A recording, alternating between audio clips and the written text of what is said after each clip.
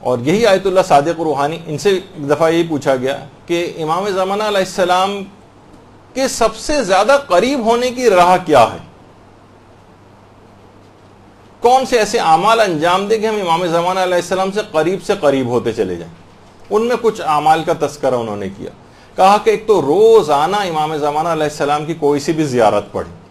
امام زمانہ کی بہت ساری زیارات ہیں، وہ آپ مفاتی کے اندر نکال کر بھی دیکھ سکتی ہیں، آپ نکالیں کسی بھی طرح سے کوئی سی بھی زیارت، بہت ساری زیارات ہیں، روز امام زمانہ علیہ السلام کی کوئی نہ کوئی زیارت، چاہے وہ مختصر ترین زیارت ہی کیوں نہ ہو، السلام علیکہ یا صاحب العصر والزمان اتنا بھی کہہ دیں تو یہ بھی مختصر ترین زیارت ہو جائے گی۔ ایک تو یہ روزانہ پڑھیں، اس سے آپ امام زمانہ علیہ السلام کے قریب سے قریب تر ہوتی چلی جائیں گی، اور دوسرا یہ کہ قنوت میں دعائے فرج پڑھیں۔ اچھا، دعائے فرج کے نام سے دو دعائیں ہیں عام طور پر نظر آتی ہیں، ایک تو الہی عظم البلاء والی دعا ہے، اس کو بھی کچھ لوگ کہتے ہیں، اور ایک جو دعائے سلامتی ہے امام زمانہ علیہ السلام ہے، اللہم کن لولیک الحجت والی۔ تو کوئی سی بھی ان میں سے دعا جو امام زمانہ علیہ السلام کے لیے دعا شمار ہو، یا تو یہ والی دعا جو کہ سب کو یاد ہی ہے، اس کو قنوت کے اندر روزانہ پڑھنا، جو روزانہ قنوت میں اس کو کم سے کم روزانہ کیا تو کوشش کریں ہر نماز کے قنوت میں یہ پہلے پڑھ لیں، اس کے بعد کوئی سی بھی اور قنوت کی دعا پڑھیں۔ یہ بہت زیادہ اس کی آج کل کے زمانے میں کافی تاکید ہے، ورنہ مختصر ترین جو اللہم کن لولیک اللہم عجل لولیک الفرج، یہ والی جو مختصر ترین ہے یہ بھی پڑھ سکتے ہیں۔ تو بہرحال کسی بھی طریقے سے نمازوں کے قنوت میں۔ اور آیت اللہ علی آقا قاضی تو ایک جملہ اور فرماتے تھے کہ امام زمانہ علیہ السلام سے اگر کوئی ارتباط اپنا برقرار کرنا چاہتا ہے تو وہ نماز شب میں جو نماز وتر ہوتی ہے اس کے قنوت میں دعائے فرج پڑھے، بلکہ ہر روزانہ پڑھے، بلکہ اپنی ہر دعا میں دعائے فرج کو شامل کر لیں۔ یعنی آپ کو عمومی دعائیں بھی اپنی کرنی ہو، مثلا کوئی سی بھی گھریلو ٹائپ کی کوئی دعا، اور شادی کی دعا، اور اولاد کی دعا، اور بیماری سے دور ہونے کی دعا، کوئی سی بھی دعا کریں اس سے پہلے دعائے فرج ڈال دیں اس میں۔ اس دعائے فرج کی برکت سے امام زمانہ علیہ السلام کے لیے دعا کر رہے ہیں، وہ تو پروردگار کو قبول کرنی، اس میں تو تمام موانعات مفقود ہو جاتے ہیں، علماء کہتے ہیں۔ جس وقت امام زمانہ کے لیے آپ دعا کرتی ہیں نا، تو تمام رکاوٹیں جو دعا کی قبولیت میں بنتی ہیں، مانع ہوتی ہیں، وہ ساری کی ساری رکاوٹیں دور ہو جاتی ہیں امام کے لیے دعا کرنے کے نتیجے۔ اور خدا کی ذات اس بات سے بہت زیادہ کہیں زیادہ کریم ہے کہ وہ امام زمانہ کے لیے کی گئی دعا کو تو قبول کر لے، اور جو اس کے ساتھ لگی ہوئی دعا ہے اس کو رد کر دے۔ بہت مشکل ہے، پروردگار کی صفت کریمیت جو ہے اس سے بہت بعید ہے یہ بات۔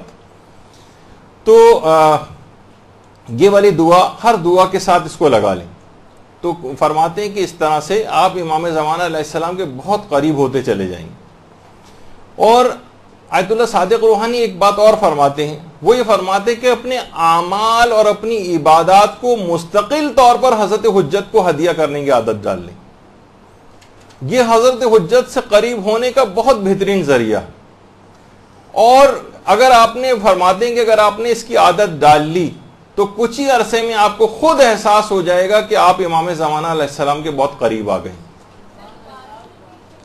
اپنے اعمال کو، جو بھی آپ اعمال انجام دیتی ہیں نیک اعمال، مثلا آپ نے نماز پڑھی، امام زمانہ کو ہدیہ کر دیا اس کا ثواب۔ آپ نے روزہ رکھا، چاہے واجب روزہ رکھا چاہے مستحب روزہ رکھا، امام زمانہ علیہ السلام کو ہدیہ کر دیا۔ اور نیت یہ رکھیں کہ مثلا یہ جو میں ہدیہ کر رہے ہوں گے امام زمانہ علیہ السلام، یا اس میں 4 معصومین کو بھی آپ ایڈ کر لیں، شہداء کربلا کو بھی ایڈ کر لیں، اور کہیں کہ نیت دل میں یہ ہو کہ میں ان کو ثواب ہدیہ کر رہی ہوں، اور ان کو ہدیہ کرنے کا بھی جو ثواب ہے، یعنی یہ جو ثواب ہدیہ ان کو کیا، اس میں ان کی بارگاہ سے جو ثواب اور فائدے مجھے ملیں گے وہ میں اس کو تمام کائنات کے شیعوں کے اوپر، اپنے مرحوم رشتہ داروں پر، سب کے اوپر میں اس کو تقسیم کرتی ہوں۔ اللہم صلی علی محمد وعلی محمد۔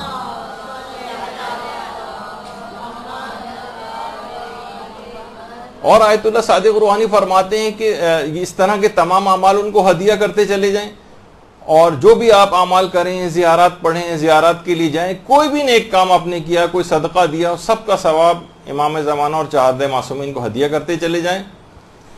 اور خاص طور پر تلاوت قرآن کا ثواب حضرت حجت کو ضرور ہدیہ کریں۔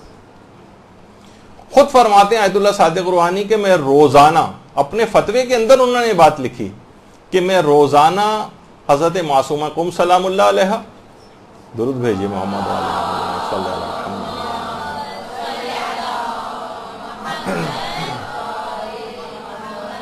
اور امام رضا علیہ الصلوۃ والسلام اللہم صلی علی محمد.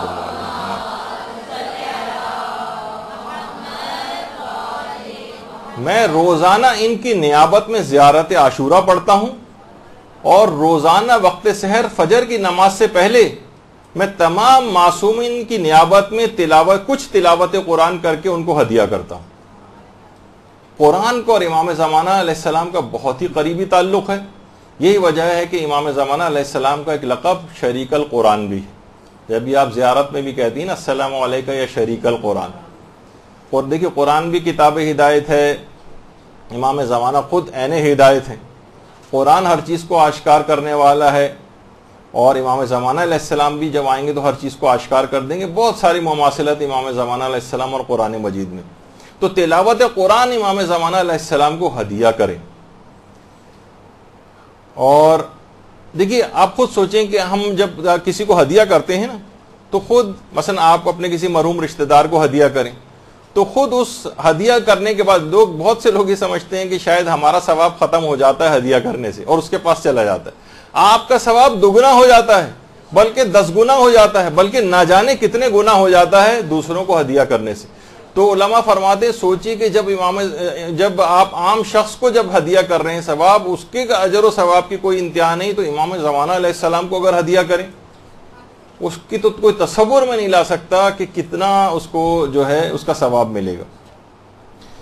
اور باقاعدہ مکیال المکارم میں بھی آیت اللہ تقی اصفہانی نے اس واقعے کو لکھا ہے اور رسول کافی سے اس کو نقل کیا ہے کہ ایک شخص آیا امام کے پاس, امام موسیٰ کاظم علیہ الصلوۃ والسلام کی خدمت.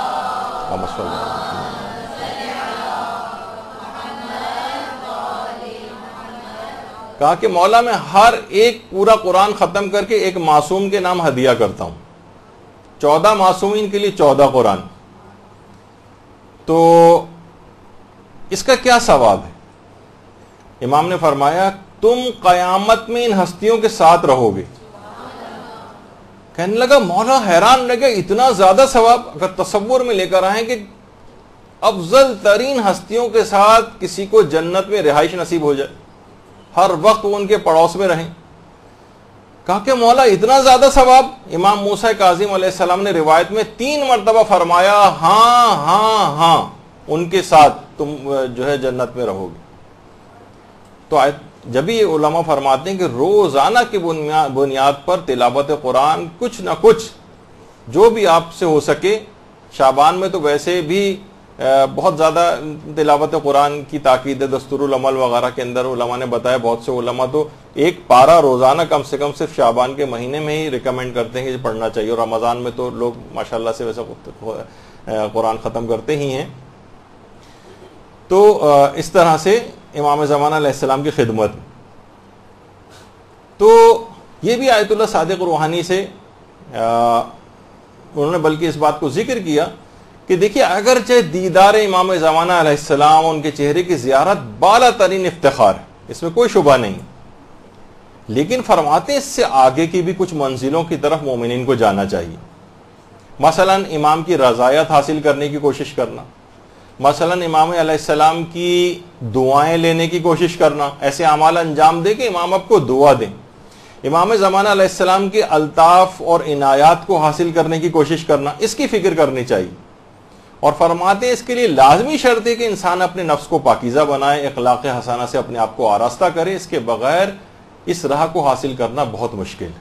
برحمتك يا أرحم الراحمين وصلى الله على محمد وآله